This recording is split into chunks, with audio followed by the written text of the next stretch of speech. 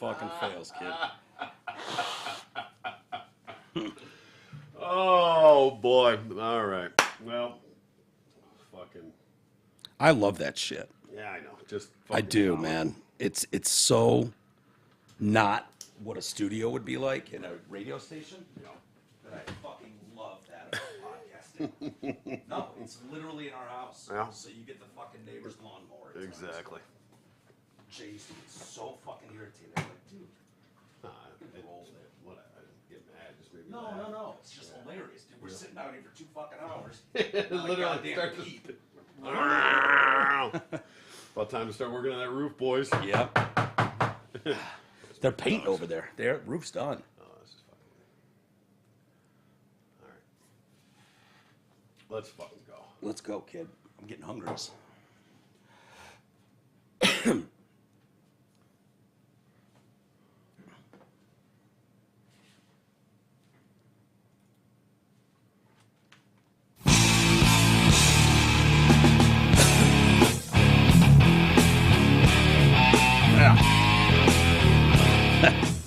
I had our mics on that whole time. No way. Yeah. Oh, boy. Okay. Well, First rate around here. Standing. Well, that's I don't think we said anything bad. I don't think so. We were just checking because we were gone for a week. We were just checking with Trav the mics and whatnot, so he had us open them up, and then I forgot to mute them. And before we started, if someone A hot mic situation. yeah, Fuck it. We'll do it live. do it live.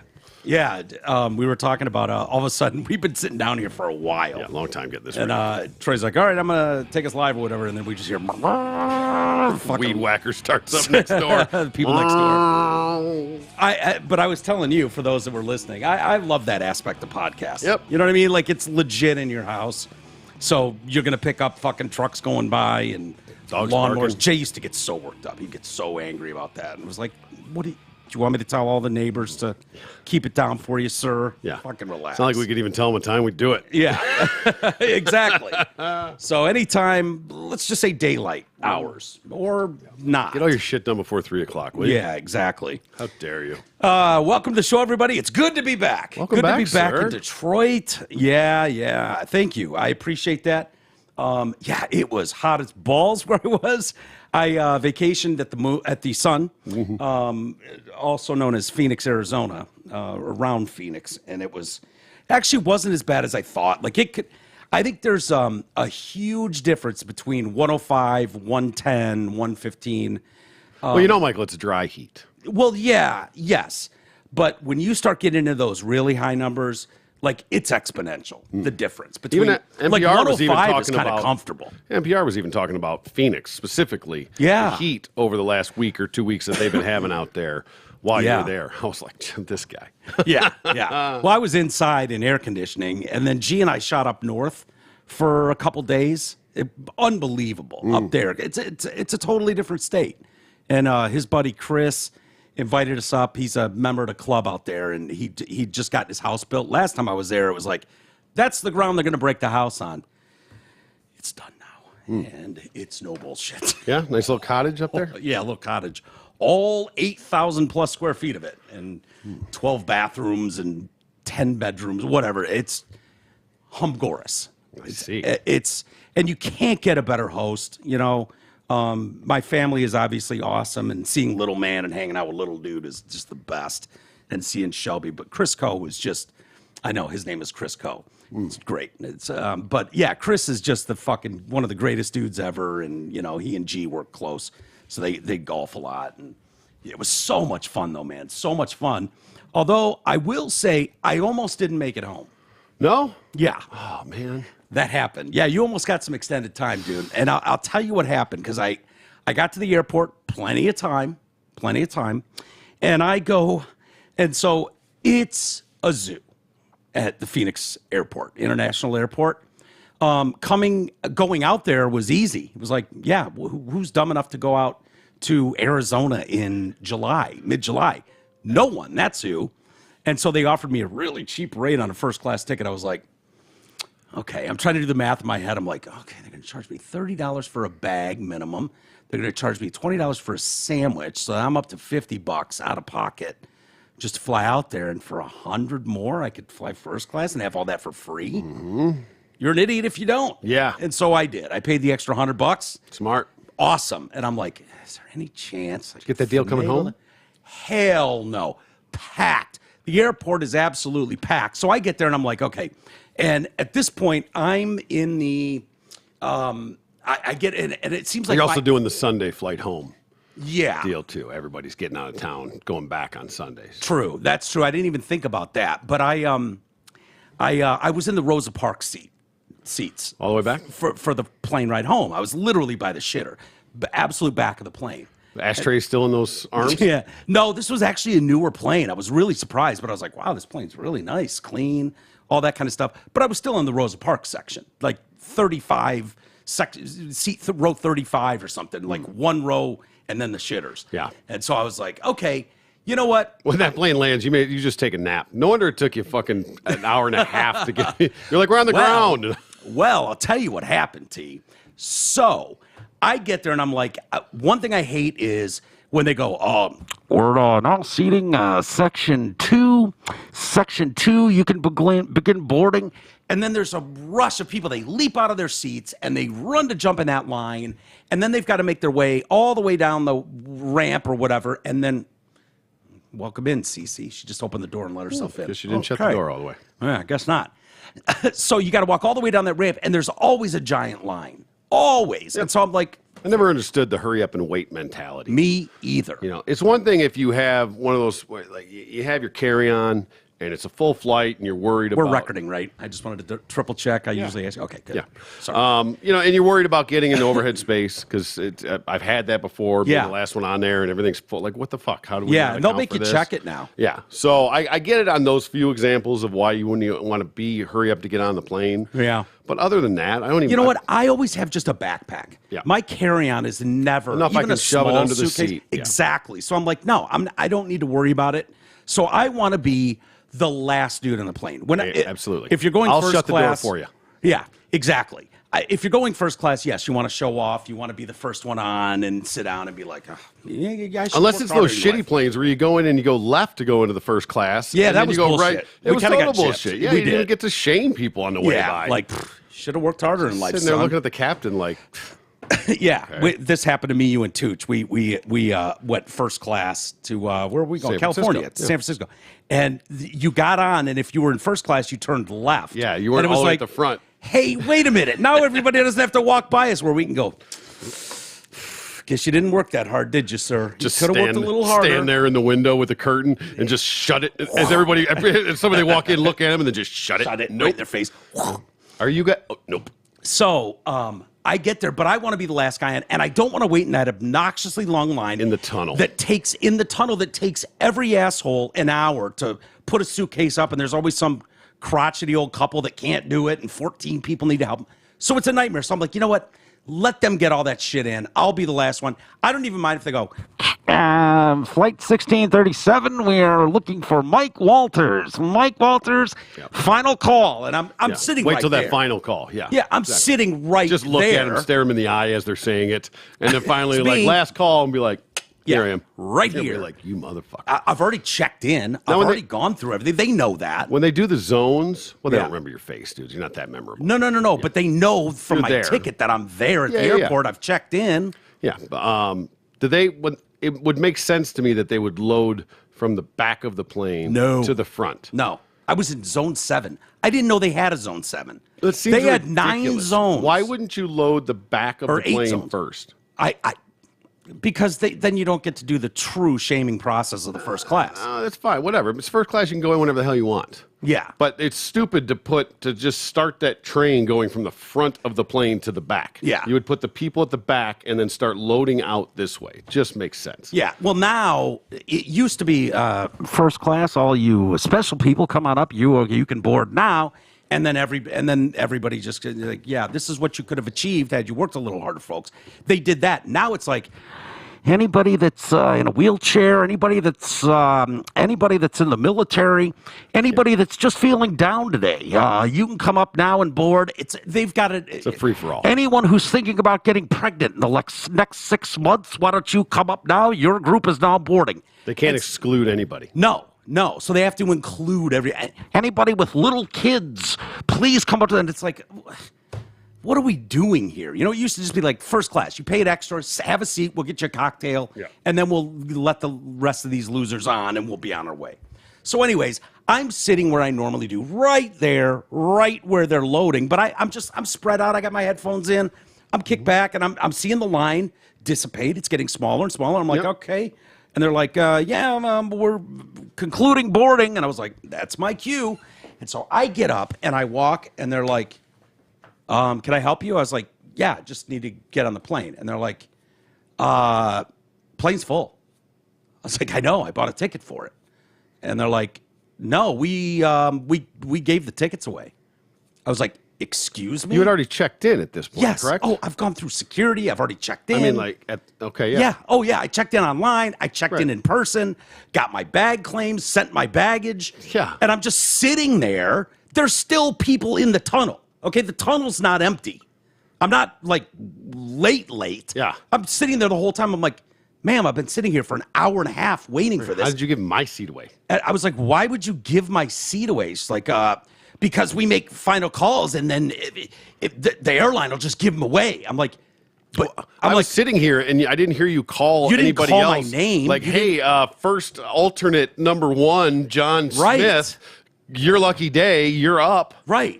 And so I'm like, wait a minute. I go, first off, this plane's not leaving without me. Let's get that clear right away. And she's like, gives me this face. I'm like, yeah, no, I bought this ticket months ago, and no, I'm not leaving. That plane's not leaving without me on it. So I don't know what you got to do or why the fuck you would give my ticket away. Yeah, I'm here. I did everything. It's and insane. she's like, when this door closes, it can't be opened, and that's final. Cool. And blah, blah, blah. She goes, we were just about to close it. I go, then it's still open, which means I can get right on that plane. So let's go. And she's like, let me see what I can do. I'm like, do you want my original ticket? Get the She's fuck like, no. out of my way is what you can do, lady. So she goes, wait inside the door so we can close it, and then we'll see. And I'm like, yeah, I'm getting on this is plane. obnoxious. Yeah. She You're comes going to put me in the walkway, Yeah. but expect me not to go get on this plane? Right. So I get on, she goes, here's your new seat, sir. And it's one row behind first class, like way in the front of the plane. I was like, oh, this is amazing. I go, is this an aisle seat? She goes, 9C. Yeah, it is. I was like, God bless. Oh, this is wonderful. Nice. Unbelievable. This is turning out to be my day. So then we get airborne. And thank God for that. Yeah, it was great. It was smooth takeoff too. I had no qualms with the pilot. He did his, I don't know if it was him, the first mate that took us off, but he did a bang up job. And like I said, I'm one row, maybe two behind where first class is. They're right there. Did you get any looks? No. Nobody shunned you? No. They were cool, and I didn't care anyways because I was, I've been that guy on both ends. Sure. So I was like, I know. I just wonder if you got it back. So karma. The plane's in the air. Now I am way in the front, and I know the bathrooms are way in the back at the other end, quarter mile away. No, there's a front one. That's where I'm going with this. Oh, sorry. And so there's one way in the back, and I'm like, okay, that's a quarter mile walk. This one's 10 feet away, just past first class. So I'm just going to go up there. So I opened the curtain on my own, and I just saunter up there, and the sky waitress is there, and she's prepping food. Yep. And I'm telling you, I got absolutely screwed on food going out there. They gave me some bullshit meal, like half-ass salad, a roll, and I don't know, piece of something. But these guys were eating like Salisbury steak and shit. They like full 3-course meal. They're drinking champagne. They were having the time of their lives. Not a real steak, a Salisbury steak? Yeah, it was something. It looked like a filet, and then other people had chicks in, and then some people had fish. I was like, first off, I didn't know you had all these options, but okay, whatever. And I was really jealous. Thank God I'd bought a sandwich, and I was able to do it that way, so I was okay. But so, anyways, I go up there, and I'm like, just need to use the restroom really quick. She's like, she goes, yeah, sure. She goes, oh, you know what? Someone's in there right now. And I'm like, oh, okay. She goes, can you do me a favor, though? You're not supposed to be up here where we're preparing food. Can you just go back by the curtain and just wait? And I was like, sure. And so I stand by the curtain. Now, in the last row, like right in front of me, is a couple of Punjabi Indians. Okay. And they are clearly a couple, husband and wife, and they are probably, if I had to put a number on them, Sometimes hard to tell. Somewhere in the age range of 110 to 120 years old. All right, yep. Okay. In full head to toe. Like they were going to a concert featuring Punjabi Indians. Like they were dressed head to toe. They had the whole fucking hat thing going. I bet you didn't know this. Did you know they have like fucking bobby pins holding that shit together? Well, yeah, you can't let the wind blow it off, or you can't. Once it's in place, you For some reason, I thought that was like a baseball hat with flair. Like it just went on and that was it. You took it out and just popped it on. Yeah, wow. Baseball it's a hat's wrap, more dude. streamlined. Like that's pretty top heavy. Yeah. Try putting a towel on your head and wrapping it like the chicks do, and then see how that stays on there. Exactly. You gotta lock it down. I'm standing next to this dude, and he's got. Well, let me take it back a second. So I'm standing there, and I have this somewhere between 110 and 120-year-old woman sitting there. Fucking head. She's got a scarf on that goes to the ground, like the whole works. She's in a hell of an outfit, and her ancient husband is in there taking like the curriest dump of all curry dumps. Ah, so this is the occupant. Yeah, this is the occupant, and he is in there for. I'm standing there. I'm going to wait this son of a bitch out, and she is eyeballing. But aren't you like 2 steps from your seat? Yeah. Okay. Yeah, I was, but I was like, you. I want everyone in first class to know that I got next. Okay. I know I'm not supposed to be up here, but I got next. So I'm standing there, and she is sitting right here. I'm standing right next to her. 120-year-old Indian woman, and she's looking at me, and then she keeps leaning out and looking down the aisle towards the shitter. Yeah, like and what the she's fuck is taking him so long? Yeah, curry shits take forever, but this is absurd. Yeah. And I'm like, I'm sitting there, and I'm just like, clearly waiting, and she keeps looking. I'm like, she's worried about this son of a bitch in there, and why not? Again, he's 110 to 120, and so finally, after 25 minutes. And at this point, I'm just looking at the watch, just going, I'm not going anywhere. I'm going to see how long this takes. I mean, the flush on those things is substantial. So if is. his man jammies got stuck into that thing, it would have sucked him right down into it. Could have been catastrophic. Yeah, he would have been shot right out the back of the plane. For sure. So anyways, all of a sudden the door opens, and here it comes. And he's going at a speed I didn't know existed in humanity, which is 0.0000001 miles an hour. And I'm like, you know what? I'm going to be, I thought about running up, sidestepping real quick and just ducking around him because I was going to be 10 seconds max. Yeah. Quick piss, I'm out. Get back to your meals and, don't mind me. You might even beat him back to his seat. Oh, I probably would have. This cat took forever to get to his seat. So I'm going to be a gentleman. This bird sitting next to me unbuckles her seatbelt. She's got to get up to let his ass in. Yep. And I'm like, okay, whatever. She stands up like right out of a casket she's been in for 1,000 years. And she sort of moves over. And as he gets close, she sidesteps a little bit so he can get in. And then she starts her snail's pace walk in front of me to the shitter. Fuck yeah. Oh my God. I could have murdered her. I could have murdered her. You should have raced her. You could have beat her. Oh, that's fantastic. I was so hoping that's what you were going to say. Dude, right there. She knew I was like, I almost wanted to tap her on the shoulder and just go, all right. You knew. You're being a bitch right now, and you know it. You know what you're doing. It's going to take me all of 8 seconds to get in and out of there. She doesn't know that. She didn't care. And it was No. like, And you want me she to... could have been teaching you a lesson for coming through the curtain. Maybe. For one. But people do that all the time. I see them do it all the time. I know it's maybe frowned upon. And maybe that's they get priority over the peasants in the back. And like I was dying to follow 2 horrific curry shits in a row. And so finally the sky waitress looks at me. She sees what's playing out. She knows how long I've been standing there waiting because she's been delivering meals the whole time. She looks at me and just rolls her eyes like, I am so sorry. And then she calls me up front. I go up front. She goes, you know what? By this time, now the cart with drinks is on Blocking the road. And they're blocking the road. There's no way to get to the back. And I'm like, I can't go anywhere. Yeah. And she goes, you know what? It's a new plane. There's a pisser in the middle. She goes, I think you can get through now. They're far enough back. I think you can get in there. I go, seriously? She's like, mid-cabin pisser? Yes. Wow. And so I go mid-cabin, take a leak, and come back, and I'm back long before curry shit number 2 has made its way back to the seat.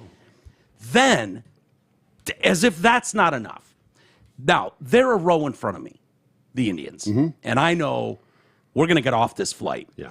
And these fucking clowns clearly have no social awareness about what's going on around them, any concern for anybody else.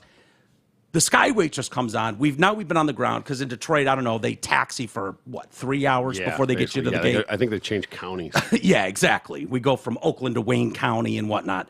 And so she comes on and says, hi, folks, if you wouldn't mind remaining seated, we've got a medical emergency going on at the back of the plane. Someone is very, very ill, and we need to get him off the plane, so paramedics are going to be coming through.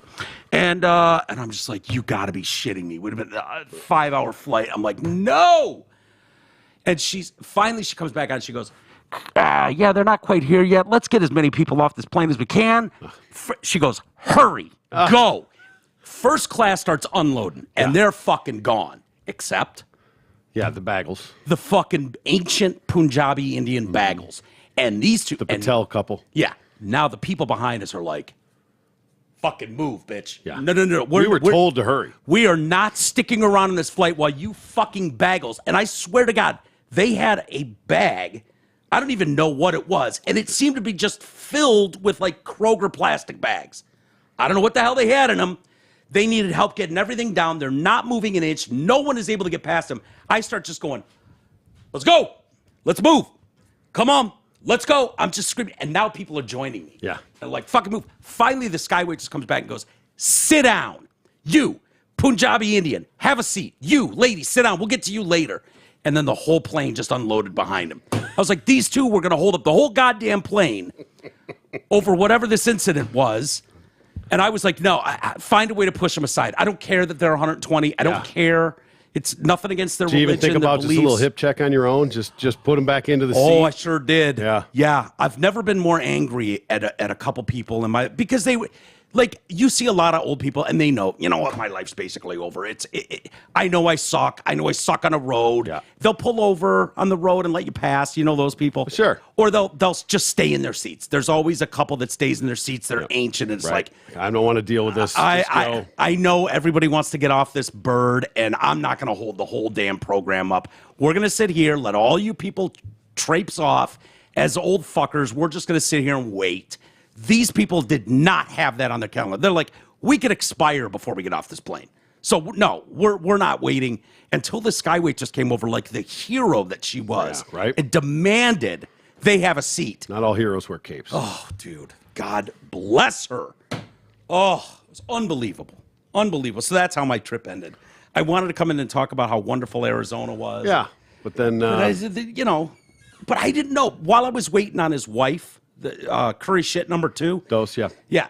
Curry shit number 1 sits down, and that's where I was standing above him still before she called me up and we went through the whole thing. And I'm just gazing at his hat. I'm just staring at his hat because I've never had a bird's eye view from a foot away. It's a different perspective for sure. And the wrapping thing, and then he had a couple pins, which I sort of felt like was cheating. And you alluded to women who do that thing and they flip it back and the towel goes back. Yeah, you wrap it up, hold it back. You can keep it up for a while, but you can not in a good windstorm. You're not going to tie your shoes. It's just you're going to lose it. Yeah. And if you're going to rock that thing all day, yeah, you got to lock it down for sure. Well, he had pins going into it. And I was like, no shit, you guys. I almost tapped him and said even something. the fucking Yamahas. Those guys, they pin those things down. No. Yeah. Oh yeah. They bobby pin the Yamahas to their head. Fuck yeah. Those things will just fly right off. Yeah. That's what I've always wondered. Where are they hiding those things? Just little black ones. See, I figured for bald guys, you just slap a little Velcro up there, Velcro underneath, and then boom, a little bubble gum, permanent. Yeah, bubble gum. Flap it on there. You're good to go. Yeah, you're perfect. Excellent. Yeah. So vacation was wonderful. We'll get to your time off too because you had. I did have a vacation. Some exciting things going on. I didn't know if I should bring this up, but I found out. I don't think I had anything more exciting than the Patel couple. Right. True. Curry shit number 1 and number 2. Yeah. I almost called Raj and told him to talk to them in their native. Could you interpret this for me? Yeah, could you tell them to get the fuck out of the way? But I didn't. But one thing that I found out on this trip is I'm actually into some light asshole play. And I didn't even know it. Wow. Okay, yeah. That's quite a revelation. Yeah. All right. I found it out on this trip, and I had no idea, nothing I've ever experienced before. Okay. But it turns out... You had a bidet. I did. I did. Dude, I tell you this house was like off the chain. Yeah. I meant off the chain. That shouldn't even have like, a day. That should have like some chick that comes out and fucking cleans your ass for you. Might as well have. Yeah. No, they had $4,000 Toto toilets in every one of the 12 bathrooms or whatever. And so I was like, I don't even know what this does. I don't know how this works, but it's got a remote. The seat is warm, which I'm kind of on the fence with. It feels like somebody just got up. Yeah, yeah, that's exactly. a creepy feeling. I'll take a cold seat. Yeah. There's times like in the winter and shit when it's like, ooh, Yeah. a little too cold. Yep. But there's just something creepy as fuck Yeah. about the warm toilet seat. I will say, you know what else I don't like? What? Is the padded ones. Yeah. That's a weird thing. Yeah, it's a weird thing, too. That's not what I want my toilet seat to be made Yeah. of, I don't think. Yep. I don't need to be spent. I'm with you. Yeah. I'm totally with you on both of those. I will say the heat on the heated Toto bidet seats is a different warmth than, oh, some fat ass just got off here. Warm. Okay. It's a different warm, if that makes sense. I'm sure, yeah. And people with those types of things, the higher end of our listeners, perhaps, that are familiar with those bidets. The haves. The haves, exactly. The haves that might be listening, they'll understand what I mean by that, that the warmth is a little different. It's not quite just like someone got off it. Okay. But then they've got a couple buttons. One of them is a butt cheek. It's got a butt. And then and what looks like spray coming at it. And I was like, I bet that thing shoots water at your asshole like a gun. A water cannon, yeah. Yeah. And so I was like, here goes nothing. Boop. Do you get a temperature setting for the water that shoots into your ass? No, it gauges its own. All right. All of a sudden it goes, and I was like, oh God, here we go. And then it was just like, and it just dots you. Really? Right there? In the fucking hole. You don't have to like fucking center yourself? You It could. just knows where you're going? The second time around that I went in there, I was fucking boogieing a little bit and dancing to see like, will this thing do anything different if you move? Yeah. And I was shifting, like making Right, sure just got like a everything's camera. clean. It's just following you around. Yeah. So it just dots you square. There's just some guy in a control center. Yeah. Like, oh, Playing a video game on your asshole. Toto number 7 needs it. And stew. But the water temp like changed a little bit. It was like warm at first and then cooled a little bit and was warm. It was nice. It was elegant. It was great. And then it went for an obnoxiously long amount of time. Were you holding the button? No. Oh, I just pressed it once and it was going and I was like, it feels like this should have been over by now. All right. Like, this asshole shower should have been done by now. Yeah. And so I was like, I don't know what to do. And then there was a button on there that looked like a blow dryer or something, that gave me the impression that it was going to dry my ass off. Okay, yeah, that'd be a nice touch. Okay. And so I was just like, this has been going on for like 10 minutes and I don't know if it's going to stop. I don't know if it's waiting for it's like going, dude, when are you going to push the button and let me get out of here? Yeah, right. And so finally I pushed the blow dryer button, water stops, blow dryer comes on. Very nice. And then I was just like, well, let's test this guy's work. Yeah, for sure. I mean, I'm not just going to go out there and No. Yeah, exactly. Yeah, take his word for it that Toto got it right. It's like going for a blind fucking 3-wipe and just assuming you're good. Yeah. No, not going to happen. Sometimes it's like a Sharpie. It just like keeps... Yeah. Oh my God, some of those, dude. I've had some of those. It's like clay. It just keeps. It's like, what's going on? What's It's like there? taking a ball of clay, a big ball of clay, and continuously wiping it, and going, when is the clay going to not be on this Right? napkin? I'm not still pooping. What is happening? Yeah, what is going on here? It's disturbing, actually. So anyway, I checked Toto's work. Yeah. Fantastic. Really? Yeah. Yeah. Wow. It's fantastic. All right. He was fantastic. I have. I'm ashamed to say I have never used a bidet. Yeah. No, never once. Well, as Randy Marsh once told us, look, if you want to continue smearing shit all over your asshole, feel free. But the rest of us civilized people are moving on to the Japanese. Yeah. And I got to tell you, man, it was one hell of an advertisement. Okay. For the Japanese toilet. And, we're talking about another trip up there, and I was thinking about having old T-Roy tag along. Maybe we can even do a broadcast up there at some point. You're going to love it. It's game changing. Sure. In that world. And I was like, you know what? If I can stand this, I can probably handle a pinky. Sure. You know what I mean? Like, I don't know does for it get? sure. Does it get up all in there? Are we just talking about spraying? Are we just talking like tickling the rim? Does that? Well, do you get up in there? Are we getting like a full enema out of this thing? I didn't spread or anything, so it's not like I'm sure it would have shot up as far as it could go. I was thinking like if you center like right to it, let it get fucking right in the bullseye. See if you can get up in there a little bit. I don't know. I mean, if you want to be clean, you got to be clean. I didn't flirt with it. I didn't press the issue. It was my first time. I was basically a virgin. Yeah. So it was the very first time. I think Jen and Chris have one in their bathroom, but I've never been in there. So I wasn't sure how that, but it always felt the cusp of gay to me, where it's like, why would you want anything touching your asshole? It doesn't have to. Well, I mean, well, it's not like somebody else is doing it. You're going to wipe your ass. Yeah. And who was the bit we were talking about? It might have been, I can't remember. A comedian has a bit about it, talking about having it. And it's like, I know everybody's thinking he's calling it gay, and my dad was like, whatever. Yeah. Like, let me ask you guys, when you go out and wash your pickup truck, do you do it dry? Like, no, you get it wet, and then you wipe it down. Yeah. That's all I'm saying. It's a game changer. Yeah. I think there's something to being male, especially. We're so conditioned to doing anything. You say God bless you after a sneeze to the wrong guy and they'll call you a homo. You know what I mean? Like, guys can't wait to like level that charge at someone. Yeah. You hand a guy a napkin, they might go, dude, I'll get my own fucking napkin, queer. That's just kind of how guys are. And so anything... That's that toxic masculinity. Mike. Yeah, absolutely. It needs to be rooted out. Mm-hmm. So anything touching your asshole at any time, it kind of feels that. And I think it was more subconscious. It was like, is this gay? Is this something I can talk about? But then I was like, you know what? I'm proud of this. I'm fine with this. It's a big step for you. It was great. I'm proud of you. And I was like, you know what? If I can stomach this, maybe, who knows? Maybe I'm into some freakier shit that I'm not even aware of. You're going to be taking big dicks in no time. Yeah, right? Bidet is a gateway drug. I wouldn't go that far, but it was nice. And yeah, it was, I highly recommend it. I honestly do. Yeah. I'm looking forward to my first bidet experience. Yeah, you're going to love it. I'm sure. Get a good one, because I know they have some that clip onto your toilet seat. Yeah, don't get the Bed Bath & Beyond as seen on TV bidets. Yeah, the $100 bidet or whatever. That's going to cut it. Yeah. I think it has to like bring the water up to temperature. Don't just give me the shit cold water out of the toilet. Yeah, like shock your system. Yeah, dude, that sounds awful. Mm-hmm. Right? We had those at Riff at one point. Really? We had some giveaway that we were doing, and we had like 20 of them. I want to say Mark and I brought one home, but we must not have, because I've never used one. But I think it was like, it's heated and it's got a bidet feature. But it was something like you just took the top part of your seat off and then put this on instead, or something, or it went over. Something a little goes down, a little pump, a little sprayer. That's all you need. Yeah. Hopefully a little heater. Yeah. I think some of those are rocking out now. They can play music, and I'm not sure I need all that. Well, I agree. Yeah, I agree. But it did a bang up job. Huh? You know what? You know what would be ideal? So you got the spray. Yeah. And then you got the blow dry, right? But I can't guarantee that I'm going to be free and clear from there. Obviously you're always going to have to go back and double check. Yeah. Right?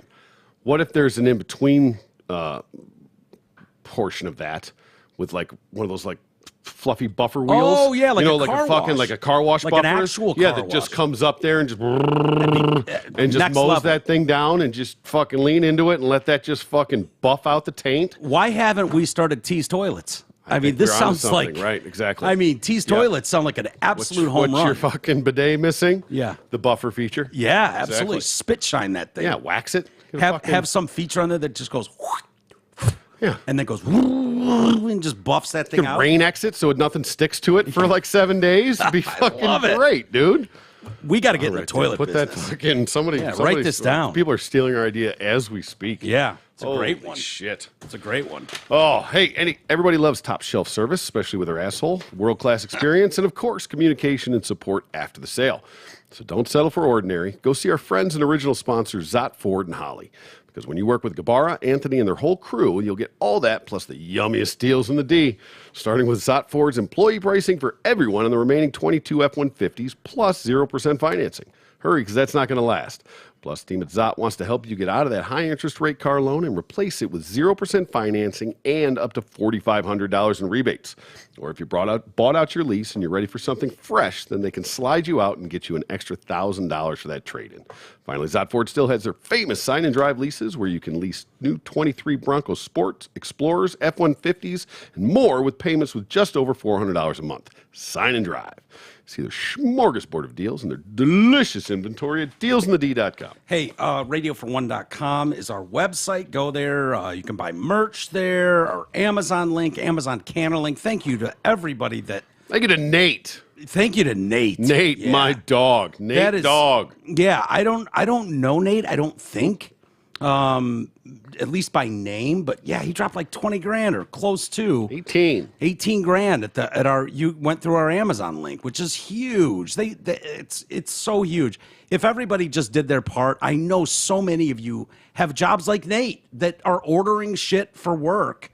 Use our Amazon link. Just go to radiofor1.com, click on the Amazon or Amazon Canada link for our neighbors to the north, and shop as normal. It doesn't charge you anymore or anything like that. But if you've got that buying power for work, or if you're doing it at home, which I know you are, and we need to remind people because I forget, you forget. do forget. I know my brother was talking to G Money about it. He forgets, and so we want to keep stressing how important those little things are. They go a long way when you're talking about a lot of people doing it. So please think about us when you're using the Amazon link.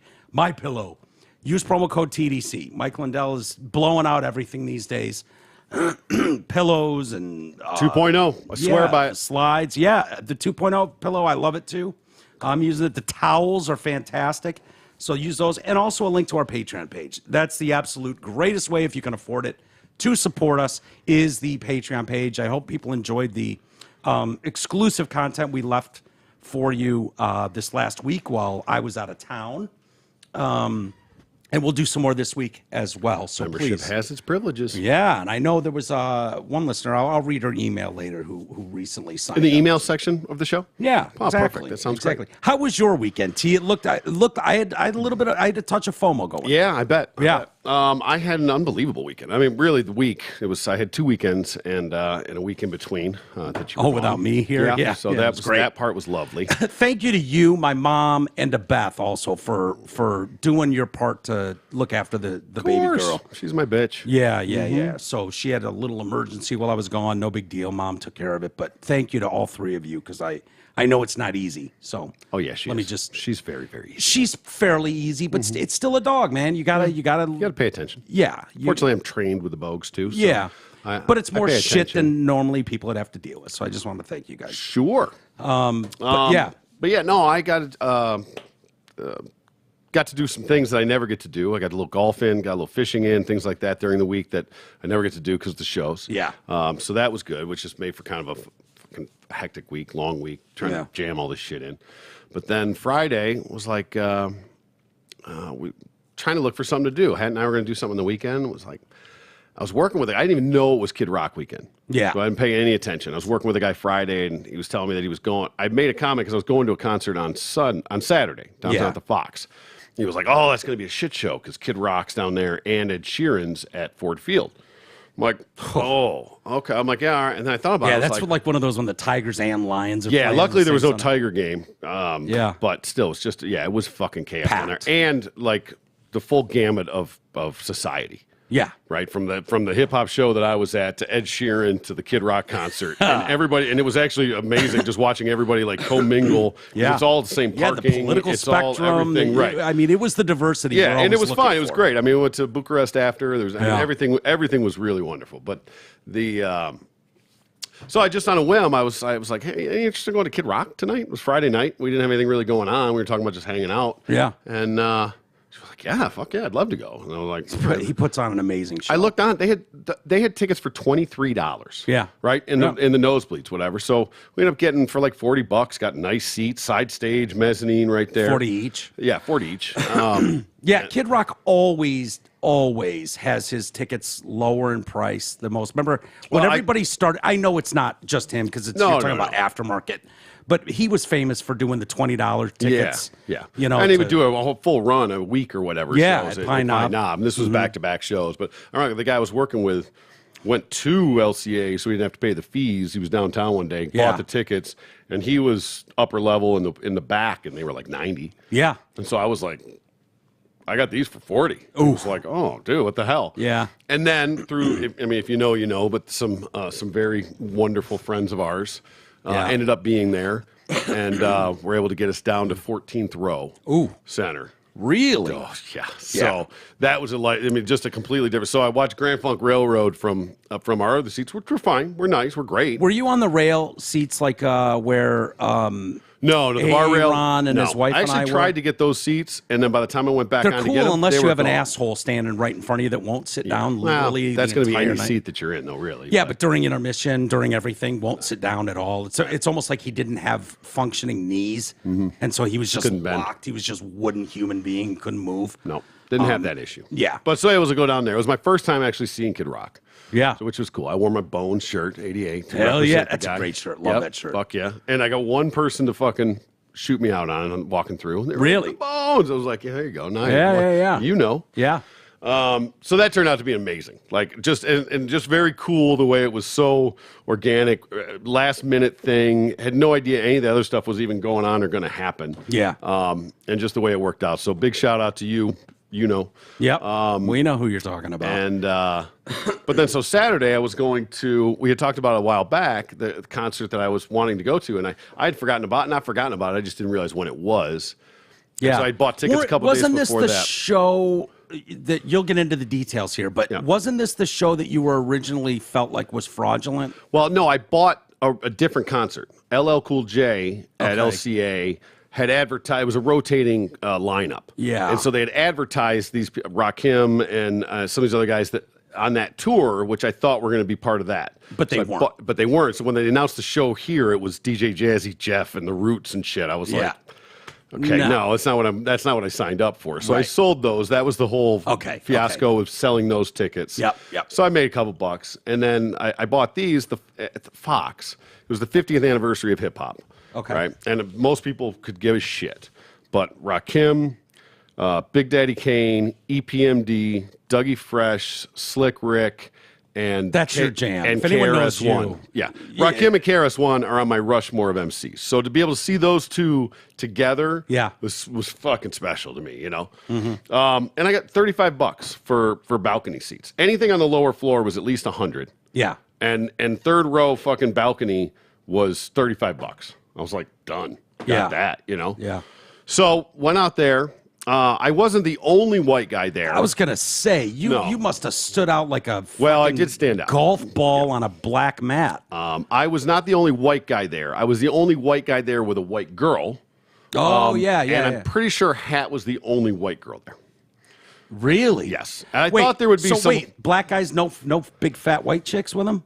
Not rolling with that. I didn't see. I don't think I saw a single one. There was. Really? Yeah, I saw like 5 or 6 other white guys. Is that not you a know? thing anymore? Are black guys not banging? Oh, I'm sure it our is, fat but white maybe chicks? not with these OGs. I don't know. But this is going way back. Yeah. You know, this is 50 years. a different generation of you know, these are the OGs. Yeah. And I felt it was amazing. Like I felt like I was in a room of me's. You know, I was a white guy, but it didn't matter, dude. Everything was so awesome. Everyone was so fucking cool. So like there was just this quiet confidence So now of you- everybody. I swear to God, you know what I mean? So like now you know how black guys feel when they might be the only black guy in a classroom, Of or course. the only black guy at a show. And I wasn't sure how Hat was going to feel. Not that she's racist in any way, but when you're in a situation like that, you never know. Yeah. And you never know if people are that you might be uncomfortable or someone's well, gonna you never be, know how what people are are they going to thinking look at of you me? or Yeah. treat you or talk, anything, but none of it. Skinny ass white bitch. Fucking None of that. it, dude. I was, there was one point where whoever was on, I can't remember, was like, where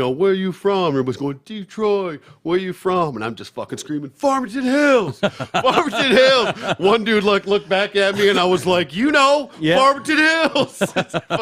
I was loving it, dude. I was in absolute fucking heaven. Sounds like your jam for sure. At one point, I was walking to the bathroom, and I was going to say there's another guy in front of me. I was going to say he was black, but obviously it wasn't happened to be the one other white guy there. But Right. So we go walking in. It was the smaller bathroom upstairs at the Fox, and you go in. It goes off to the right, and there's like 6, 7 urinals, whatever it is, along the wall that way. And they're all full except like the last 2. And then the guy that's in front of me walks down. We were kind of talking a little bit on the way in, and he's walking down towards the end.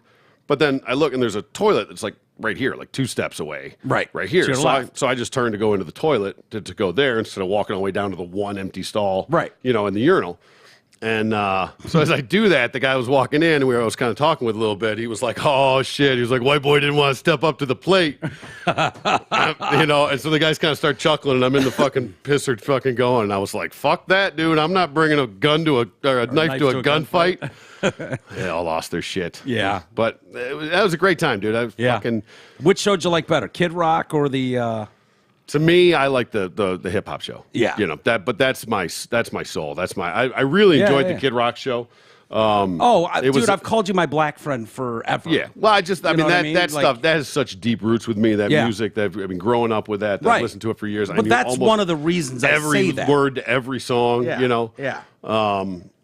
So that was just totally my fucking jam. That was what I was looking forward to. Yeah. I didn't buy Kid Rock. I have nothing against it, but I really enjoyed it. And would it have been the exact same if I was in the old seats and not down in front? Maybe, maybe not. Yeah. That changed the experience. That it was like, holy. Was fuck, it could seeing Jimmy Bones up there? Like, yeah, you could barely see him because you know? we were kind of to the Kraus, to the right side. Kraus was right in front of me. Yeah. So Kraus is right there, but isn't that funny seeing him on stage ripping it up? And you're like, he's such a humble, nice guy. Exactly. Yeah, I mean, he's just fucking. But he's got same thing, just the shirt and the baseball cap pulled down. You could barely see his face on anything. Yeah, it's always leaning back, just fucking ripping. But very cool, man. But so what an unbelievable weekend to put that all together. And, just a last minute thing. None of it was really planned. Even the hip hop thing I had forgotten about and didn't buy. I think I bought the tickets on Wednesday or Thursday. Yeah. So awesome. I love when things come together last minute like that. Where it wasn't planned.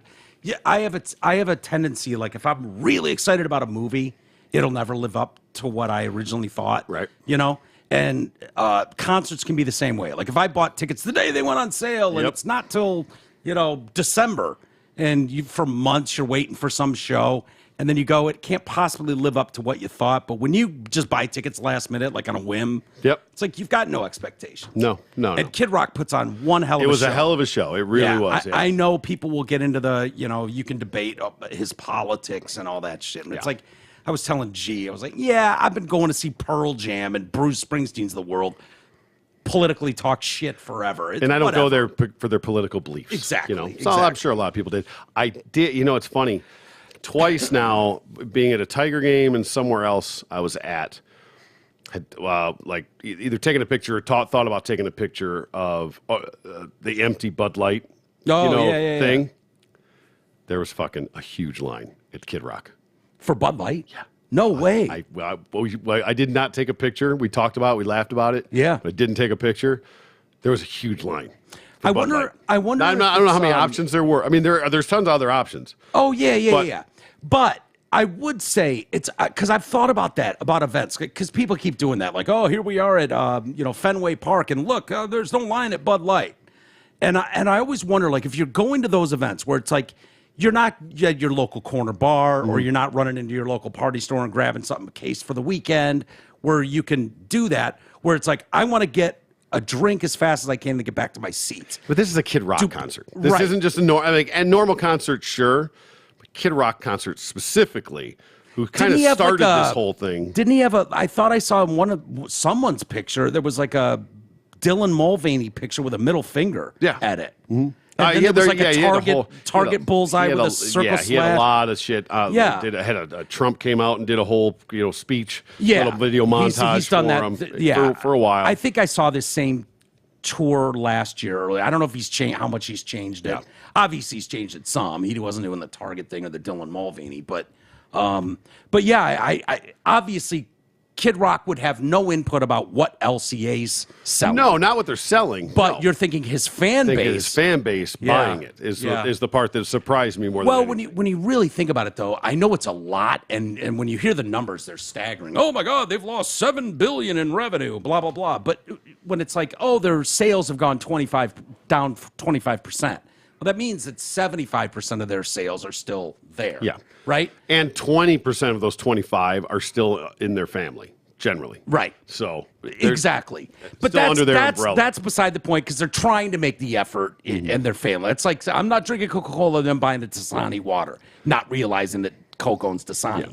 So I get 25%, that. No matter what the numbers you want to talk about, is a huge number. It's a huge number. Absolutely. I would think people at a Kid Rock show would be giving people walking around with a Bud Light a lot of shit. That's all I'm saying is that, and it wasn't one of those where it was like Bud Light and Miller Lite and all this stuff. It was like Bud Light, Bud Seltzer, and Bud water. Lime. Yeah, like that. Yeah. That was all it was, and there was probably 15 people in line. Really? Yeah, like a line. Wow. Not a couple people grabbing a drink. Like a line. Well, if you saw the Coors line and it was to the men's bathroom deep, and then you looked over and saw the Bud Light line, and there's no one there. I could see. Wouldn't you be like, you know what? I'm just gonna grab it. Fuck it. Well, whatever. For tonight, I'm grabbing a Bud Light. Again, probably not at a Kid Rock concert. Yeah, probably. You know what? That's the part that any other one, yes, of course. Yeah. But at a Kid Rock specifically. Yeah. And from where that line was, you could see one of those like market things where you could go in and grab any beer that you wanted out of the cooler and get what you wanted with basically no line. Right. So interesting. It's what it is. Yeah, it was just interesting to me. I don't judge it one way or the other. I'm not saying. Well, it was just I found it very interesting. That's all. Yeah, no, that is very interesting because we've heard, people. It's very easy to stage that stuff and to make it look worse than it is, and like you wait for the perfect opportunity when nobody's looking, and you get this perfect picture of the empty line. Like it's easy to stage that kind of thing to make it look way bigger than it is. But I would expect that sort of like if you go to a baseball game. I went to Kid two Rock Tiger concert's games. a little different. I'll give you that. Two Tiger games I went to, and both times the Bud Light was empty, and everything around it had, not like lines around the block, but people at them, and the Bud Light was empty. Yeah. Mm-hmm. Huh. Interesting. Interesting. I wonder how long this will last like this. If it's starting to wane, if it's starting to. Like I said, that's one of those weird things where I don't know because if people, it's a habitual thing.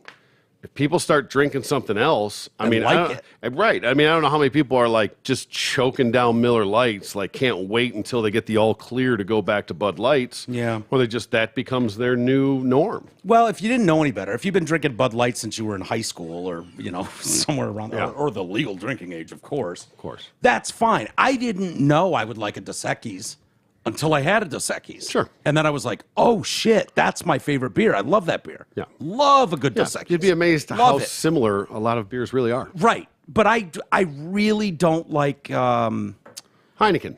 Skunky. Skunk is shit. Yep. I don't like IPAs. Yeah. They're too hoppy. I don't like it. Yeah, exactly. Yep. But when you're talking, Miller Lite has a smell to it. Reminds me of my grandpa because that's what he drank for forever growing up. But when you're talking about Miller Lite, Bud Light, Coors Light, no offense, Blue Light. It all tastes like shit. I mean, they're just choking fine. it down. They're it's fine for what they are. Nobody's drinking it because, like, ooh, this is delicious. No, you drink it because you could put 15 of them down at a picnic. Right. That's why you're drinking them and not be a total mess. You try that with 15 shots, but if you want to fucking go out boating all day and play volleyball and barbecue and for the 4th, you can hang all day. Stay away from the Two-Hearteds. Yeah, have yourself some Bud Light. Exactly. Hey, one of the stories that was still going on when I left, and I was interested to see how this turned out. I was wondering if anything happened over the last 10 days. Yeah, not really. Here's I actually shut everything down. It was so beautiful. Isn't it great? I really almost didn't even listen to NPR. Yeah. Just was like, I'm on fucking vacation. Yeah. I'm vacation from the world right now. I learned that a long time ago. That's the best way to go is to like, you know what? I'm not going on Twitter. I'm not going on Facebook. I'm not doing any of it. I'm not going to my news websites. I'm not going to Daily Mail. I'm not going to Daily Wire. I'm not going to CNN. I'm not going to any of them. Fuck them. Whatever's going on in the world can wait because I'm shutting it down. Because I know me.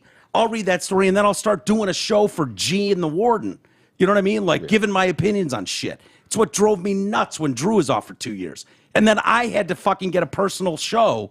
Every day he'd call me and break down the news for 3 hours. I'm like, dude, you're just doing a show for one right now. Yeah. He'd have all his jokes. Radio for one, perhaps. Yeah, Radio for One, exactly.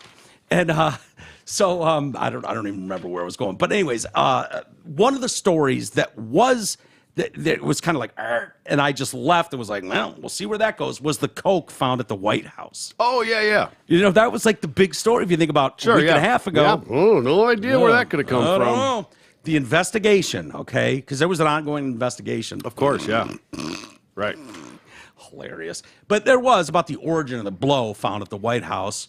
So the investigation into the origin of the coke found in the White House was the best the Secret Service could do. They didn't identify a suspect, but they did their best. They were just like, they got us college this time. try, I guess. Yeah, worked really hard. Did the best they could. I wonder if that's the case. Like, had that baggie of white powdery substance been in the Capitol on January 6th? Right, yeah. I bet they would have found that. Or there'd be billboards about it. Or had that been anthrax in that little baggie? Yeah. Do you think they would have just gone, I don't know. We didn't find any fingerprints on it. Yeah. What are you going to do? Well, what are you going to do?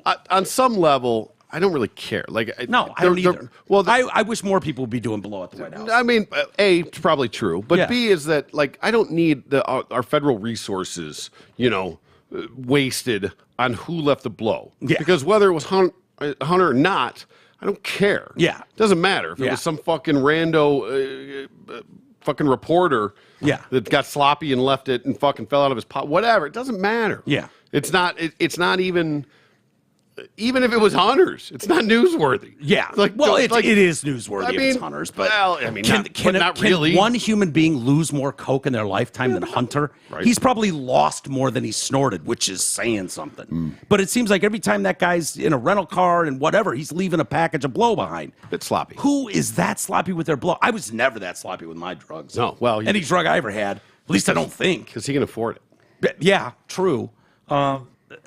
Even when I could afford it. Right. I wasn't fucking dropping pills everywhere I went. No. Smart. No, never. Knew people that did. Wasn't me. Follow them around. Every one of them was accounted for. I knew where my shit was. Hunter, it's like maybe he's just got pockets stuffed full of them. I just find it funny. Had that been anthrax found at the White House... Yeah. Well, to my point on that one a little bit is like that's worthy of an investigation. Right. But they did do an investigation and they took it very seriously according to them. Did, right. So here's why it bothers me that because I have the same attitude as you. Don't really care. I expect there's going to be coke at the White House. I expect that there is a percentage of the population who, if they got in, even on just a White House tour, is going to want to have the story about doing a line of blow in a White House bathroom. Sure. Yep. I know I would. Right. Like, if I could go in there and smoke a joint with Snoop Dogg, I fucking would. Yep. Right? If you like, wouldn't you want to have that story in your arsenal? Of course. The day I did ripped the rail at the fucking White House. Oval toilet. Yeah.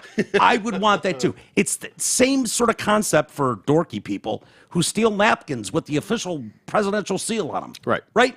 You got something at the White. You got a story out of it. It's all matters. Whether it was a visitor, whether it was a Hunter, who cares? Who gives a shit? Honestly, I would expect that it's Hunters.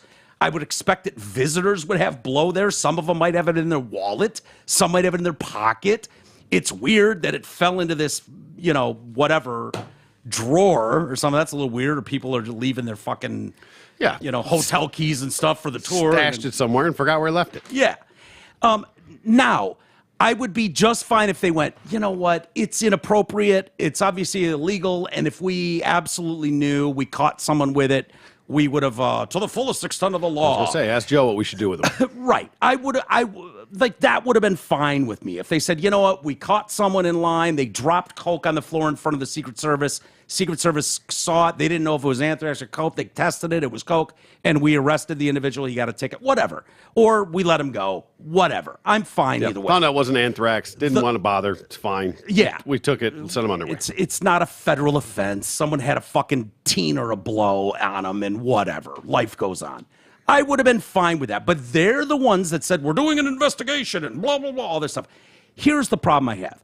We saw the lengths they were willing to go to when it was January 6th, which you brought up, right?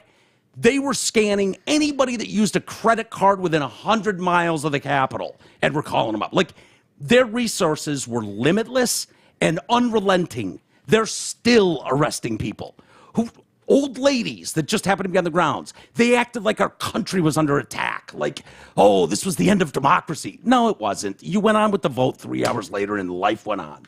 Let's be honest, okay? So if you're going to treat it like that, like every person that was in Washington, D.C. on January 6th was someone that needs to go to prison for years.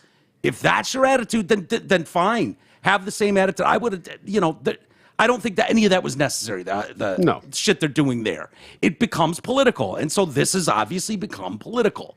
But don't insult... How can we guarantee that wasn't laced with fentanyl that somebody was trying to assassinate the president with? Great point. Great point. Oh, it's just a harmless baggie of blow, right? Yeah. Yeah. Is it? Yeah.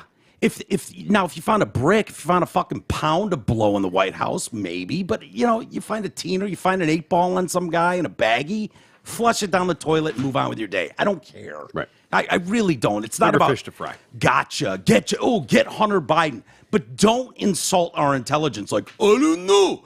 We don't know. How many people are on this White House area? There's cameras everywhere. It's the most secure house on planet Earth. You're telling me you cannot, we just can't figure it out. I don't know. Well, it makes you sound like dipshits then.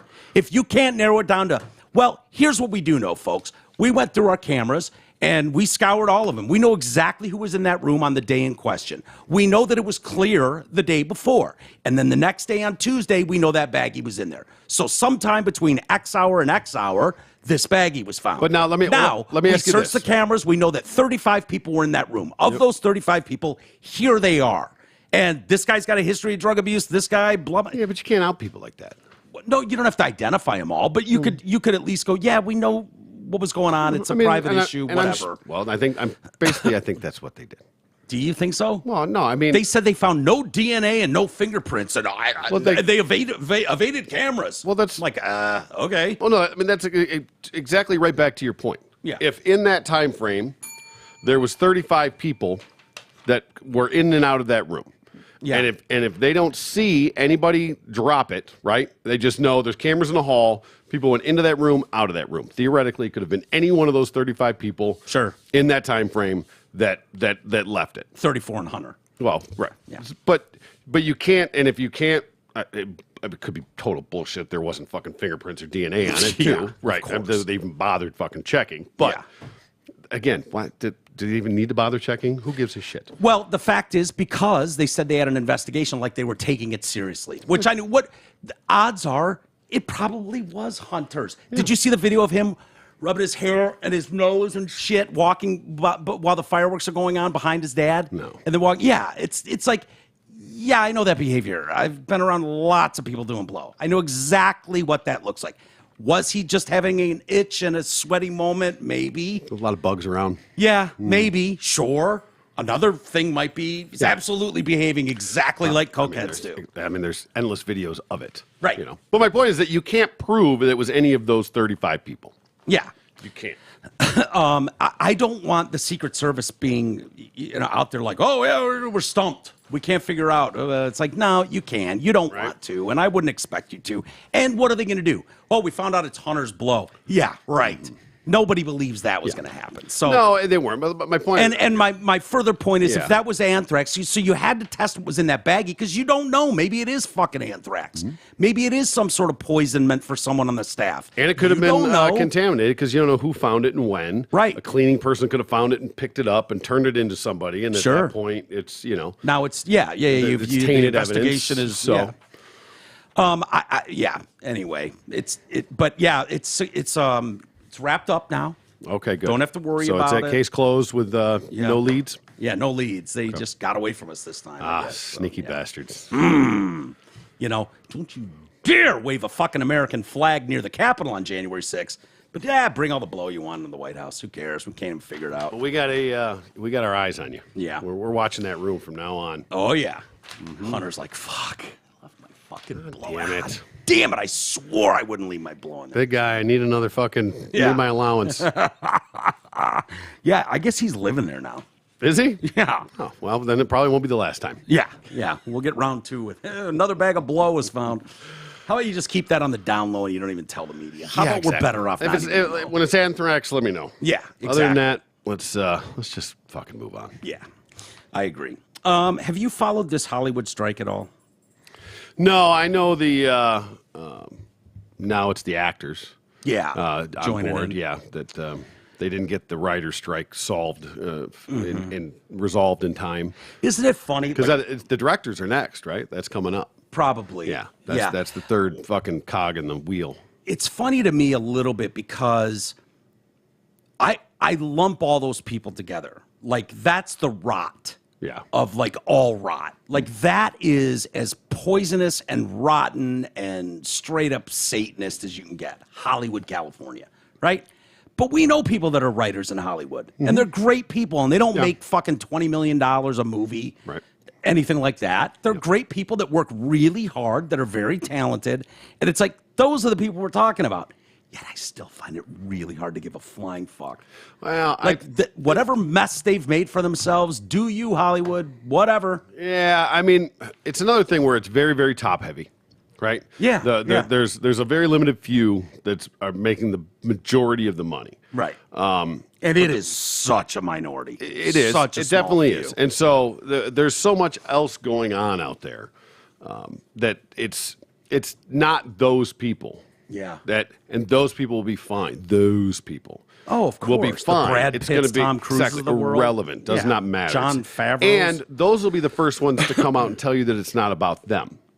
Right. At least I've heard some people, the Matt Damons and some of them out there talking about it, that are saying this has got nothing to do with me. Yeah. It's not about it. It's that there's certain criteria in that where you have to make X amount of money to maintain your insurance.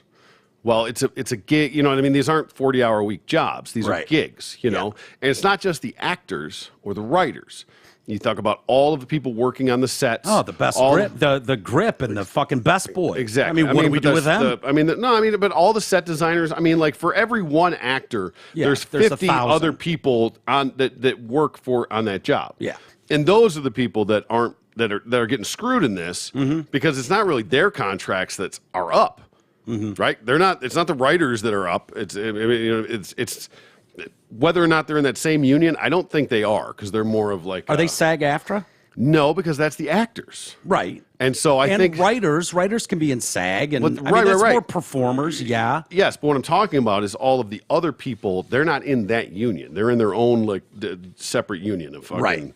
I forget what it is. There's a name. Well, I just they're can't think about what it is. they're like in IBW locals and stuff. It's exactly right. Yeah. No, it's a different union. But that's Right. my point is that they're not striking, but they're not working either. So Exactly. they're the ones that are really getting fucked out of this Yeah. thing because they can't work this whole time, and they're the ones that are on the bottom end of this fucking totem pole anyway. Yeah, and nobody knows their names. No, of course So not. it's like you don't No. care. And, I think for me personally, there's so much rot in that community.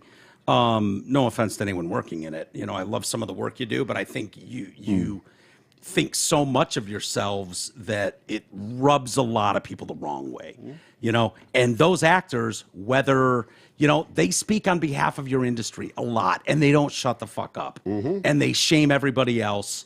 The hypocrisy is through the roof. And so it's hard to feel bad for them. Well, SAG-AFTRA members have now joined the entertainment. So the entertainment industry is essentially shut down. Barry Diller, who is a chairman, senior executive of IAC and Expedia Group, former CEO of Paramount Pictures. I mean, it was basically shut down with the writers. right. Mostly. But it wasn't. Some things that were already in production and were already written, Yes. were able to continue in production, but Right. nothing new was going on, and all the nightly shows and all that kind of Yeah. shit, the late night shows, was Yeah. all done. Yeah. Well, Barry Diller, who was the former CEO of Paramount Pictures, had a solution I thought was interesting. I'll read you the details of that. He says that they're effectively shut down until an agreement can be reached. We know all this, but he says industry execs and top-earning A-listers should take massive pay cuts in order to reach a long-term agreement. There's no trust. You have the actors union saying, how dare these 10 people who run these companies earn all this money and won't pay us? Well, if you look at it on the other side, the top 10 actors get paid more than the top 10 execs.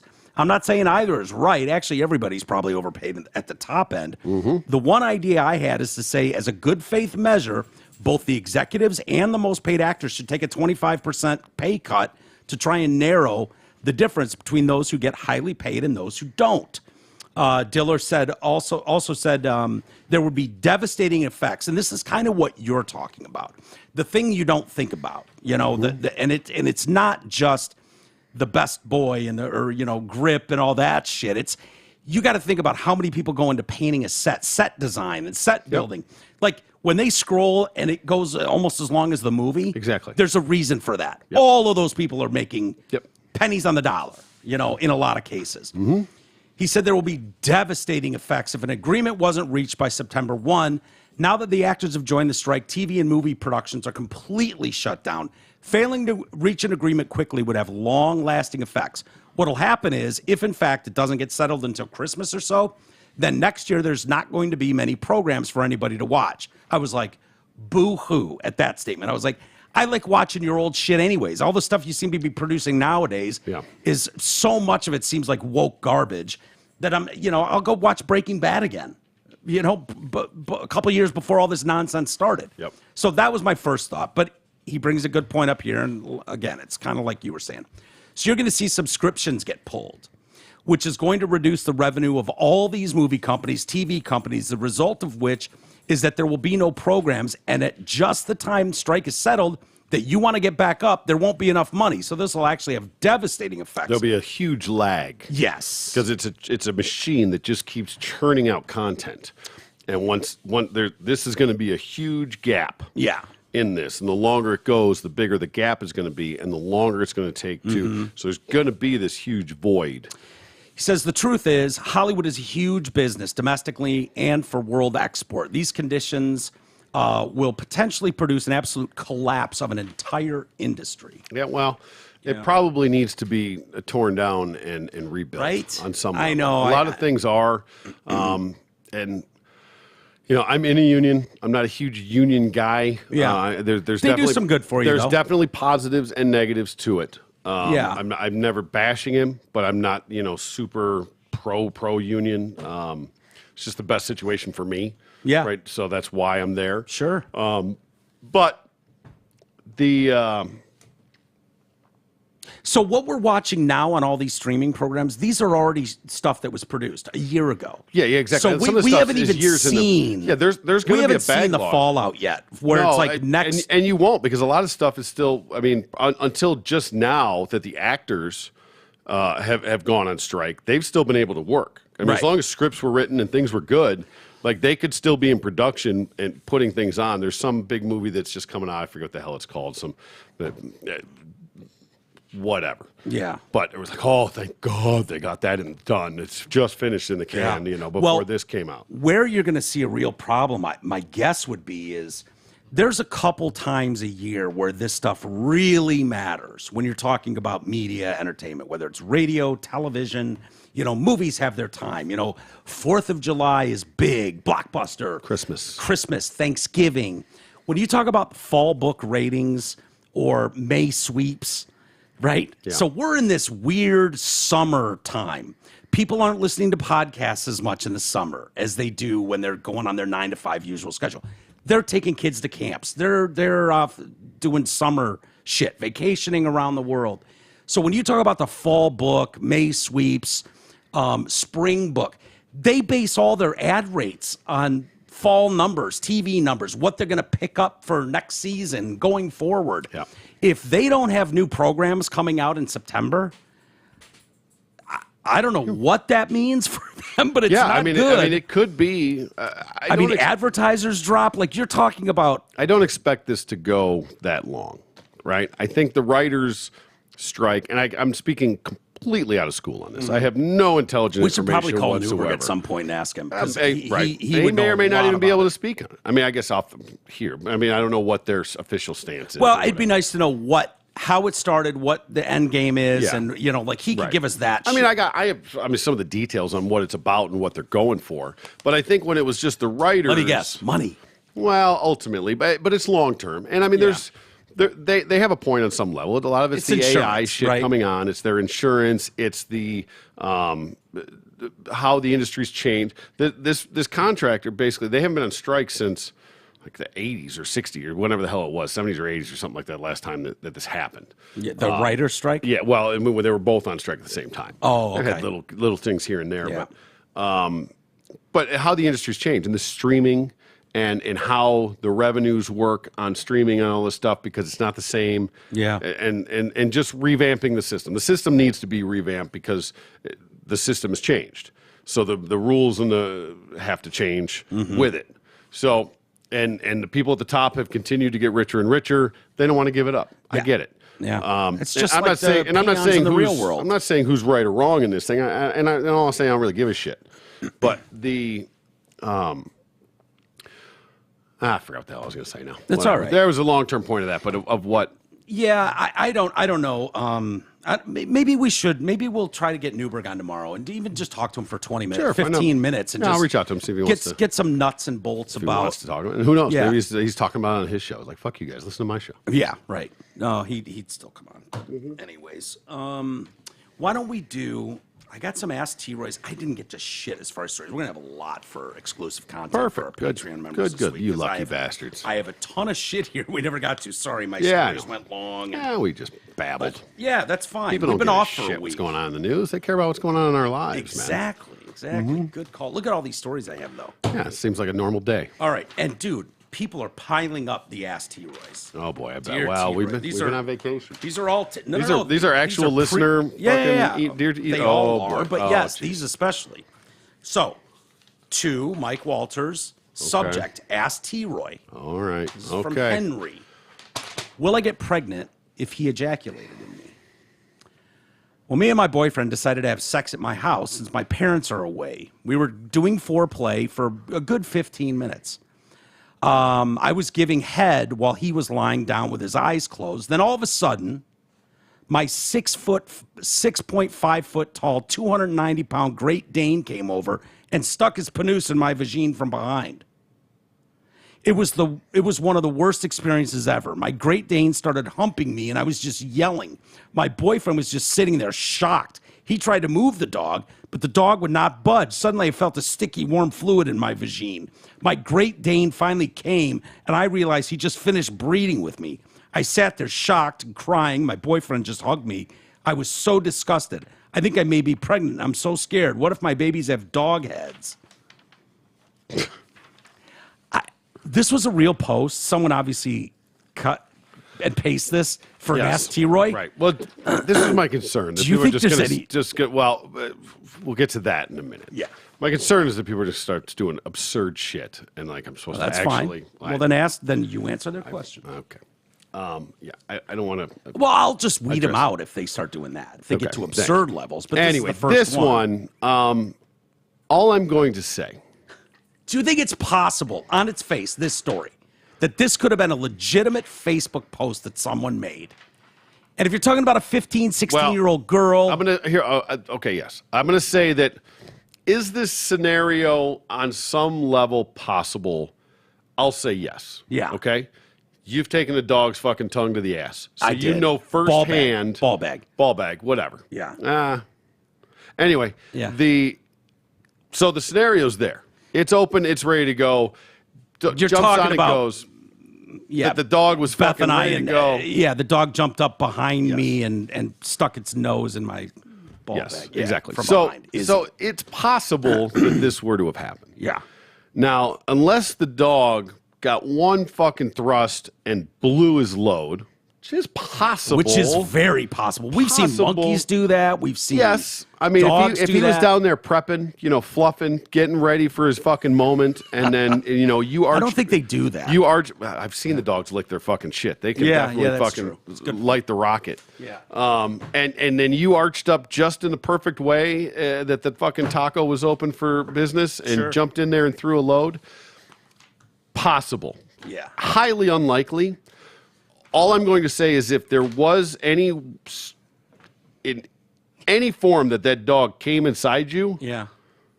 you let him get his fucking fill. Yeah. You fucking pushed back into it, and You claiming she bucked back? I'm saying he got more than 3 fucking pumps in, is what I'm saying. I don't. Oh, my boyfriend tried to get the dog. Wait, my boyfriend was laying on his back with his eyes closed.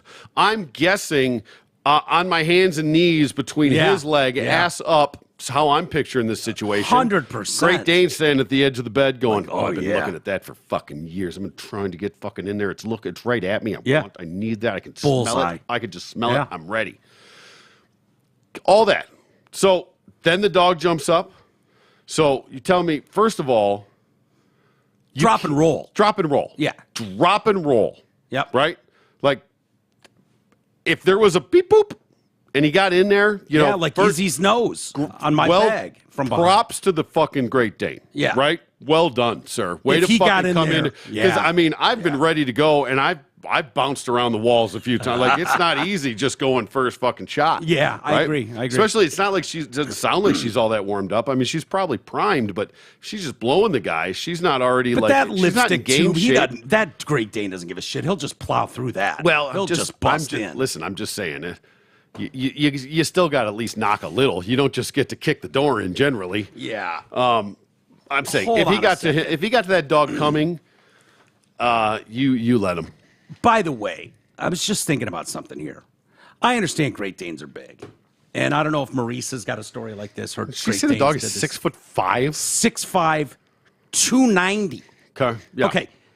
I've seen a lot of big dogs. 290 is a horse. That's not any dog I've ever seen. Great Danes can be fucking huge. I mean, 290 huge? Dude, they like standing on their Yeah, but their backs. legs are this thin, and they're just little. They're solid. Google average weight of a Great Dane, I shall. a male Great Dane. But I mean, could there be some abnormally big one? I would think a 180-pound dog is massive. You're telling me it's 110 pounds more than that? Don't know that I believe. Average weight is a 120 to 200, so they say. Okay. So you could be for sure. I mean, 290 pounds? it could be a fat ass. Who knows? That's leaping up on the bed and performing that act? That's one hell of a dog. Right? Having his way with her. But I think, I call bullshit, first of all. Just Yeah, straight I do bullshit. But did the dog get up there and get the lipstick ready and Pop it in? maybe even get a beep boop? Possibly. Yeah. But if that dog shot its load, you let him. You let him. You let him. Yeah. Could be. Unless he was in the corner playing with himself, watching you. Yeah. And got right to the edge and then popped in. Right? I don't know. I mean, we've all been there, right? Yeah. Who hasn't been there? Yeah. Dear T-Roy, my wife and I have been married for 27 years now. Okay. We both share the household duties pretty equally. I do all the cooking since I'm a former chef, and she does. It sounds good. She does much of the cleaning. I help in many other ways, including emptying the garbage, doing the dishes from time to time. My problem lies with my wife. Whenever she needs to empty one of the small garbage cans from a bathroom or bedroom, she doesn't put it in a bag. She just dumps it into the larger garbage can in the kitchen. She never does it when the kitchen trash is about full and ready to be taken out, usually when it's near empty. So are you following along with this? So she's taking the little garbage cans. Yeah, I get, yeah. Okay, I was a little confused. That's why I'm asking. No, I totally get it. And Okay. she's emptying the little garbage into the big garbage. Yeah. And I'm guessing she doesn't put a bag in the. So either there's no bag in the small one, or she just dumps it out of the bag into it. Yeah, I've done both. Either way. Yeah.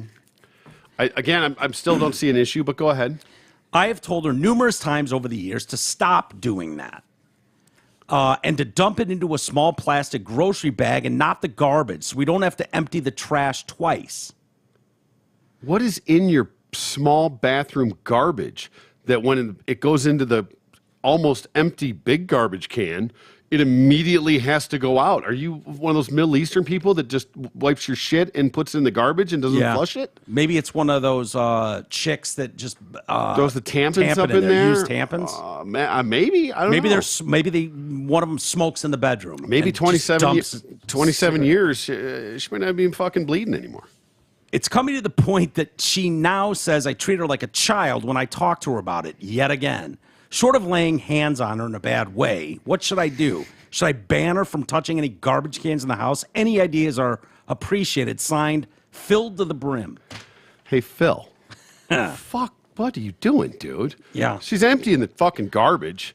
So, again, I have no idea why putting the small garbage into the big garbage is an issue whatsoever. Okay. If you're shitting in your garbage can in the bathroom and then putting it in the garbage, okay, maybe that's a problem. Yeah. But I don't get where the issue comes in here. I think maybe what's going on is when the garbage can in the kitchen fills up, he's responsible for taking it out and taking the garbage out. Adding okay? more. Well, And so he points out, if you were listening close enough, he points out that she doesn't put those. wants her to take full. that straight to the garbage can, but instead puts it in the kitchen garbage, which makes it his responsibility. Yeah, I think that's would be where he's taking the going. garbage out twice. She's Yes. taking it out, but putting it in there, and then he has to do it. I guess. he's going to have to clarify some things. But when he said that, no, he doesn't have to clarify shit. Okay, stand down, dude. Stand the fuck down. She doesn't put it in a bag. She just dumps it into a larger garbage can in the kitchen. She never does it when the kitchen trash is about full. He fucks up his sentence writing here. I'll save you for what he wrote. I'm paraphrasing. I think what he's saying. She never does it when the kitchen trash is about full and ready to be taken out. Usually when it's near empty. So what is the difference? What's the problem then? What's the difference? I'm with you there. It makes no difference Phil to the whatsoever. brim. Yeah. Hey, Phil. You okay? Then no, it's Phil D. Rim. Yeah. Yeah, you're out of line, bro. Yeah. And fine, if you got an issue with it, she never touches the garbage again. Garbage is 100% your responsibility. Oh, that sucks. Well, there you go. You made this bed, sir. You lie in it. Yeah. You don't like the way it's being handled. It's your responsibility now. Yeah. It's easy peasy. Ask T. All right. I have been in a committed relationship since high school, 1993, Okay. with Marmon. Okay. It's a name, and it's in quotes, so I'm assuming that's a fake You name. could have come up with a better fucking name than Marmon? that. How about Jet Bob? It reminds You know me what of Marmaduke. Right. No, it's a guy, I think, talking about a chick. Then fine, whatever. Okay. Jennifer. So Yeah. anything generic. Well, I went Marmon. with Marmon. What the hell is Marmon? I don't know. Mormon? Okay. Hey, take it up with him, not I am. me. I am. I didn't do it. That's exactly what I'm doing right now. Anyway, Make he's been this in a committed realistic. relationship since high school with Marmon. Yeah. That turned into a marriage that was performed in a local courtroom. When he During fucks her, is it marmalade? Yeah, absolutely it is. Jesus Christ. During these 28 years, we've raised a daughter who has acquired and is using a degree that Marmon and I are pleased with. Yay! She's not on heroin or a pole. I helped do one thing right. We live in an average, great value, Walmart brand life, as in Cedar Point, not Disney. It's a great way to put it. Cedar Point, not Disney. I fair. like that. Yep. Neither one of us now or ever has really looked to the future in any way, as in we haven't bought a new car because that would have payments. We will buy an older car outright.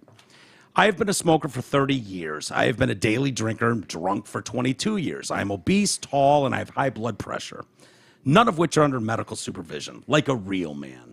I got Okay. mad respect I for this feel cat where you're so at. far. Yeah, I got you. Now, I'm coming up on 50 and have no intention of changing any of my ways. Basically, I'm an 85 Ford Escort, screaming down the road, keeping it between the poles with the engine redlining, whilst a weird grinding sound coming from the rear end and wisps of smoke coming out from under the hood, with no destination intended, with an unexpected tree at the finale of this journey. Is this... For me? No. Yeah. Oh, it could be. Well, no. It's just I fucking wrapped an 85 Escort around a tree. Yeah. So, it's weird. Hitting a little close to home here, bro. Yeah. Well, we talk it's about not about you. Okay. It's about him and Marmon. Okay. Obviously, Got some chills there. Just saying. Obviously, Marmon has been on a parallel journey. Should I clue her into the fact that I am not going to change, which she kind of has to know? Mike in Ohio. I kind of like the way he's just guns a-blazing. He's coming in hot. Well, okay. I'm not. Well, first of all, I'm not sure what the question is here. So Should I tell her that I'm never going to change? They've probably had these conversations, like but at she some point said we're going to have to diet. She We're said gonna have, she's on the same path. she's on a parallel journey. Right. Yeah. So, okay. But- Maybe she's talking about changing and he's like playing along with it. Well, you might want to include that in the story, in the question. I mean, there's no premise to this question. Yeah. Like, hey, dude, I'm a fucking rock star. I'm blowing out the fucking line. Should I tell my wife I'm not going to stop? Well, I But, think you know, she's figured that out. If you shit on everybody that writes in I'm not, personally, they're not going to write in anymore. Don't with write their in, very, but just very be troubling articulate problems. in what you're trying to say. I don't know what the issue is. What should you tell her you're not going to change? Is there a reason for her to think that you are? I don't know. That's what Neither leads, do I, that's Michael. What Neither do leads I. me to believe that perhaps behind the scenes, and it could be 30 years worth of conversation, saying we're going to cut out fatty foods and we're going to quit smoking and we're going to quit drinking, and he's like, "Fuck no, I'm flooring it all the way." That's fine, but that would be more pertinent to this conversation than Agreed. the paragraph and a half about the careening 85 Escort into a tree. Yeah, so which hit home with you. Yeah, I'm triggered. And had flashbacks there. Should you clue her into the fact that you're not going to change? Yes, I mean Maybe. Again, should you tell her? No, fuck it. Let her find out on her own. Yeah, She'll figure it out. she'll find So out. to answer your question, no, don't tell her. Yeah. Just keep the fucking pedal to the metal, bro. Yeah. Rock on. I don't want to lose another listener, but I know where you're at, pal. Good for you. Good on you. Go get it. I'm a member finally. Hi, Mike. I guess all the public shaming finally worked as I signed up as a Patreon member today. This goes back to July 7th. Okay. I've been wanting to for a while, but I have a very tight budget and wanted to make sure I wasn't being frivolous. Today I decided, fuck it. I spend more than this per month on useless crap I don't need anyway, so the time is now. Looking forward to catching up on exclusive content while you're away. Karen, your neighbor to the north. Oh, welcome aboard, eh? Yeah. Outstanding. I love it. Karen, you guys, you people, you people. You people. Here we go. You people are my truly my inspiration, my favorite ones. Like, I love anybody that's a member, but I know how hard it is for some people, how hard it is to spend, as stupid as it sounds, but an extra $5, $10, $15 a month can be the difference in a lot of things for a lot of people. So thank you, Karen. I have an important announcement. Yeah. With all the chaos earlier of this shit not working and all that stuff, I did not pull up the Patreon page. I would like to welcome aboard our new member, Karen.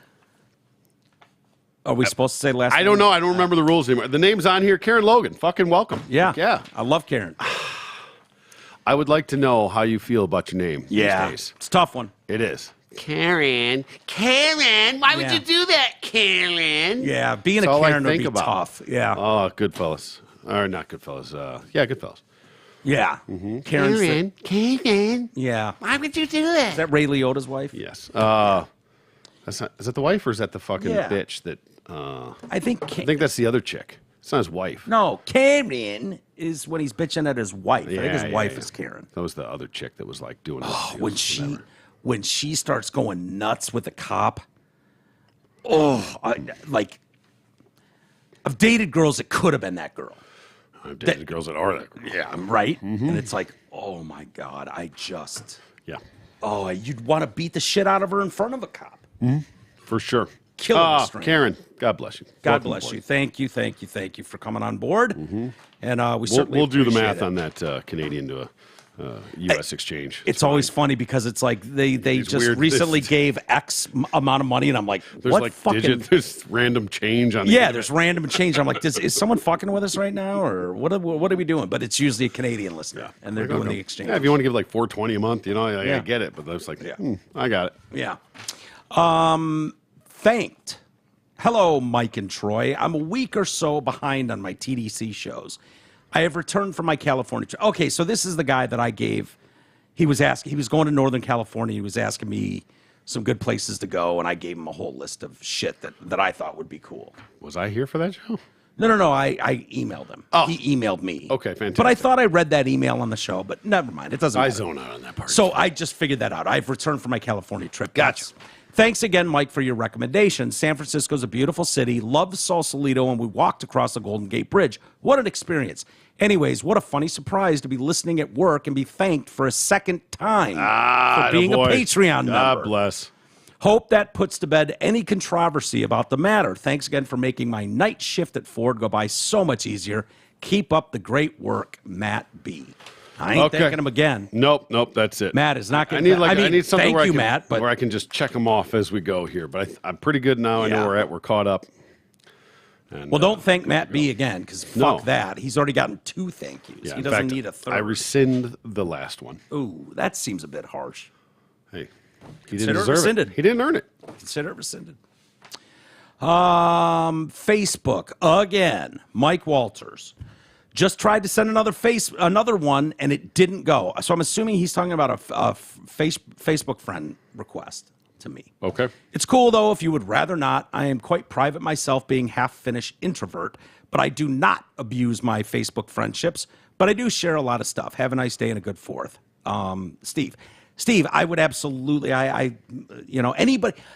If I look, they can pile up. Believe me, because I'm not looking at friend requests.